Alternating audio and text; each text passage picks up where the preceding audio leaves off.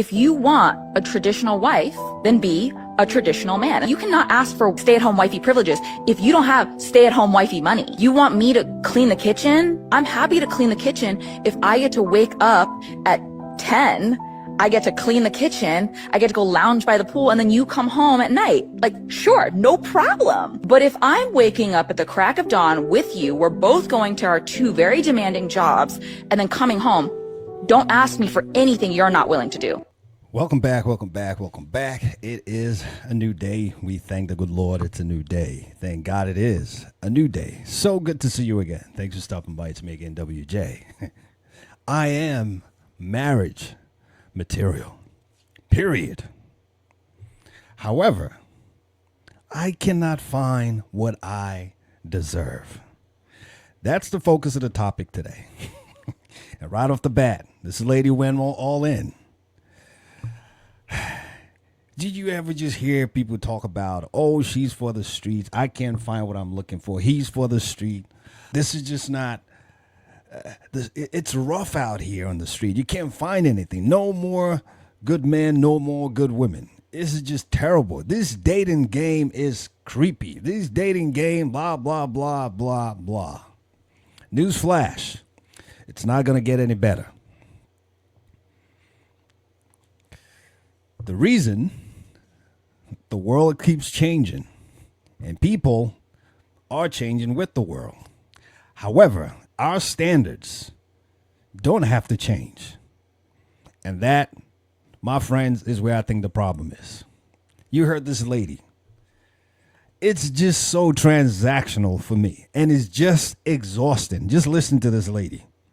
Where is the mindset of, I'm coming with my 100. He's coming with his 100. Everybody do your part. And stop worrying about the other person. This is why it's so important. At the dating phase, to know who you're with. All of this have to be talked about. Don't focus too much on the optics. He's got nice shoes, nice cars, nice houses. She looks good. Those are good, but they're not good enough. And this is why. Because right now she's not talking about how cute the guy is. If he's a 6-footer, that is totally irrelevant.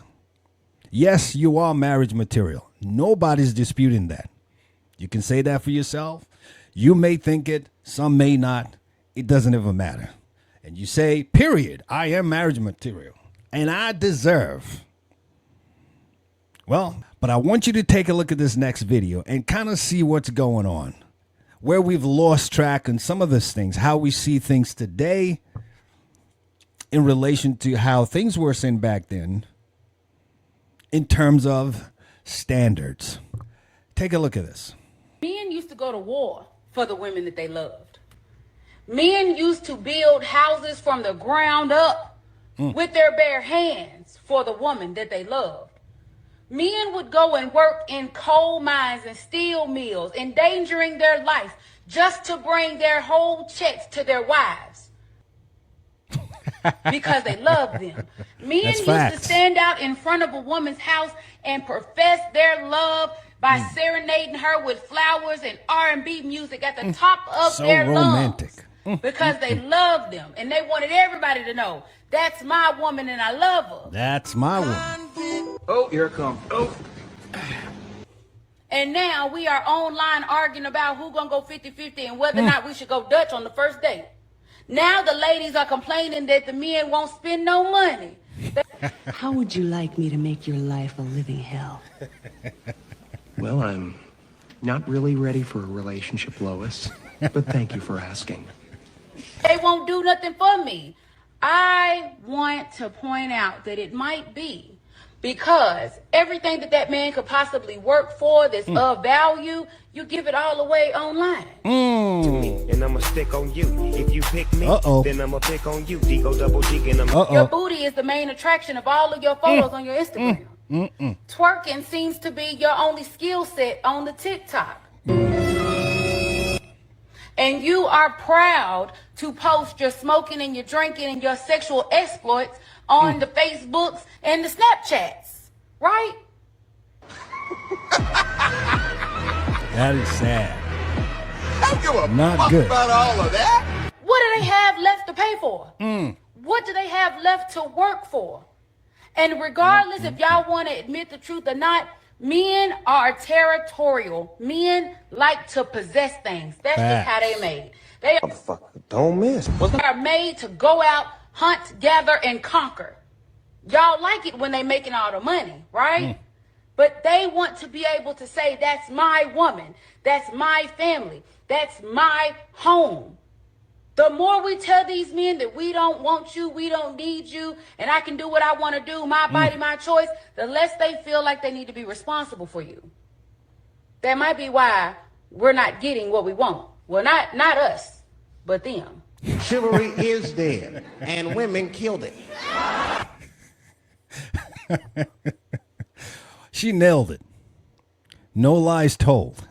You tell me. You can put it in the comment section below.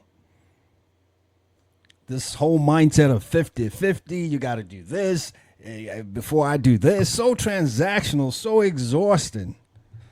It takes away the romance from the whole thing. Who wants to be in that type of relationship?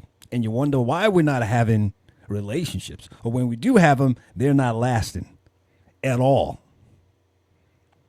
Well, let's look at this from another angle. And maybe this will also help us see why we're not getting what we think we deserve. We need to have a change of mindset. Take a look at this. When a man lets a woman behind that veil into his heart space, what is her responsibility? Her responsibility is to create a safe space for him to continue to be vulnerable. Because a lot of times, what causes a man to shut down is the reaction that comes from the person that he's sharing his heart with. Because a man will never forget how you made him feel in a moment of vulnerability. There are moments where what is being shared may be hurtful to the hearer. 100%. And do they have the discipline to hear what hurts them and to still create a safe space for him to be vulnerable? The best thing that a woman can do is to nurture an environment that allows a man to continue to be vulnerable. Wow. So profound. So profound. Are you providing that safe space for the man to be vulnerable? Men are very territorial, and we don't like our business out there. So if a man opens up to you, please respect it, guard it. And I would really want to argue and say, I feel most women are that way too. So if you're a man and you are not creating a safe space for your woman as well, you may want to look into that. Because I think it always goes both ways. Moral of the story, create a safe space for each other. And that, one of the things that I think is missing. Why we're not getting what we think we deserve. Even though we think we are marriage material. And we say, period. Well, here are some of the things I think you deserve to bring. When you say you deserve, I think you deserve to bring your 100. Every single one of us, the man and the woman. You deserve to bring a mindset to serve the other person. It's not about you. It's about them. If everybody thinks of serving the other person, everybody gets served. And we are where we need to be and much more. We have to have the no matter what mindset, the ride or die. We are in this together. Who wouldn't want to be with someone like that? Who you know they have your back. And you can count on them. They are dependable. It's not about 50-50. It's not about if you do this, then I'll do this. If you don't, I'm not. That's childish. That's juvenile. That's not for adults. Those are children talking. We need to change that mindset. And we also want to make sure we have the godly order structure in place. God is more wise than all of us. He gave us standards, and we need to follow it if it's going to work. If we don't, we should be prepared for the consequences that we face. And then when we are facing those consequences, who do we run to? If we're not following his rule, we can't run back to him. When we didn't listen at the initial stage, The godly order structure must be in place. Everybody's got their role. Let's just focus on us, focus on our roles, and instead of worrying about the other person. Let's look in the mirror. The mirror does not lie. The mirror does not laugh. Take a look at this last video. Please put your comments in the comment section below. What does it take for a marriage to work when there are two people with strong callings on their lives? Humility. It's humility, and then there's order. Yeah. You know, I never got it twisted that I understand my order as the wife. He's over me. He leads. See, they ain't gonna like that on me, though. See, I've been trying to tell you. I've been trying to tell you that, but when I said you get in these comments and all of a sudden it's like it's male chauvinistic, it's toxic masculinity. No, it's God's order. It's You God's heard order. what she said? I learned a long time ago. Well, first of all, that's the word. But being taught and being able to see even my mother, your strength is in submission. I'm blessed because of submission. Submission to my husband, submission to my elders, submission to my pastor. It's a word that the world has demonized almost. And that is the blessing. It's the covering. Being able to say, you know what, I felt like God was saying this, but you're the head, so we're going with you and we're just gonna pray. God responds to his order. But when we're out of order, we open the door for the enemy. So we are the helpmeet, and I think wise men hear what their better half has to say, you know. But you're the head. Yeah. So whatever you say, that's the way we're going. Well, if you don't know this lady, this is CeCe Winans. It's a gospel Christian singer. She's been doing a lot of more like CCM type songs these days and making it her own, which I really, really love. Go check her out, CeCe Winans. Did a song, Believe For It, and many others. Okay, check it out. But she said it best. Humility. I don't know if you've heard this. I've said it before. I'll say it again in my past videos. Humility is an attitude, right? It's a form of attitude. And you've heard where they say attitude determines your altitude, how high you go. Your attitude will determine your altitude. And one thing she says, I don't know if you caught that, and I'll pull that out. She watched her mother. And that's one thing I see that's missing in today's world today. We're not allowing the prior generation to pass on to us and then us passing on to the next generation. We are missing that. It's a gap. And we're missing out on a lot of things. So much wisdom going in the grave. We need older women talking to the next generation women. We need older men talking to the next generation men. There's a whole lot of knowledge we're missing out on, and it's affecting us big time. The mindset we have, a whole lot of things, complexities that we think are not resolvable. I bet you sit down with an older person who's wise, of course, and just like that, it's resolved.